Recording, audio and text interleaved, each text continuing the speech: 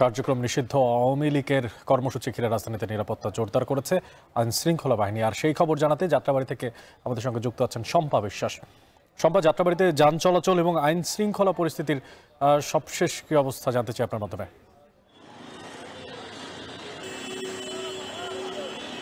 অনেক শুরুতেই সড়কের পরিস্থিতির খবর জানাতে চাই। আমরা এসে থেকে এখানে লক্ষ্য করেছি যে সকালের থেকে তুলনামূলকভাবে যান চলাচল বেড়েছে এবং সেই সঙ্গে দূরপাল্লার যেসব যানবাহন রয়েছে সেগুলো চলতে শুরু করেছে। যদিও এখানকার যারা যাত্রী এবং সাধারণ মানুষ তারা আমাদেরকে জানিয়েছেন যে তুলনামূলক সকালের দিকে এই যানবাহন চলাচলের সংখ্যা খুবই কম ছিল।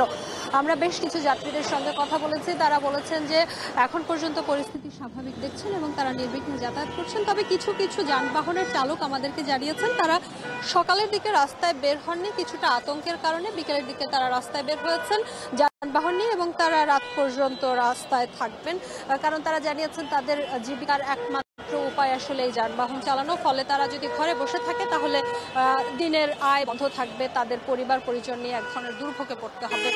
আমরা যাত্রাবাড়ি মোড়ে দেখেছি যে এখানে কয়েকটি রাজনৈতিক দলের সমর্থকেরা অবস্থান নিয়েছেন এবং সেই সঙ্গে ব্যাপক সংখ্যক আইন শৃঙ্খলা বাহিনীর উপস্থিতি আমরা দেখতে পেয়েছি। এখানে আমরা কিছুক্ষণ আগেও দেখেছি পুলিশের গাড়ি টহল দিচ্ছে এবং র্যাবের দুটি গাড়ি এখনো পর্যন্ত যাত্রাবাড়ির এই মোড়ে দাঁড়িয়ে আছে। আমরা দেখছি যে যত বেলা গড়াচ্ছে তত দূরপাল্লা থেকে শুরু করে রাজধানীর মধ্যে যেসব যানবাহন, বিশেষ করে যেসব বাস চলাচল করে সেগুলোর সংখ্যা বাড়ছে। সেই সাথে আইন শৃঙ্খলা বাহিনীকেও বেশ তৎপর ভূমিকা পালন করতে আমরা দেখেছি।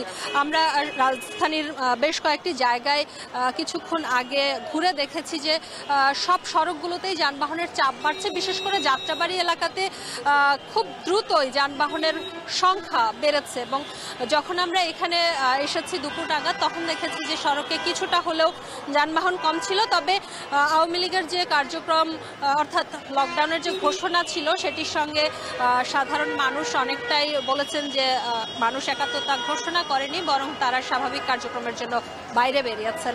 এই ছিল রাজধানী যাত্রাবাড়ি থেকে আমার কাছে সবশেষ।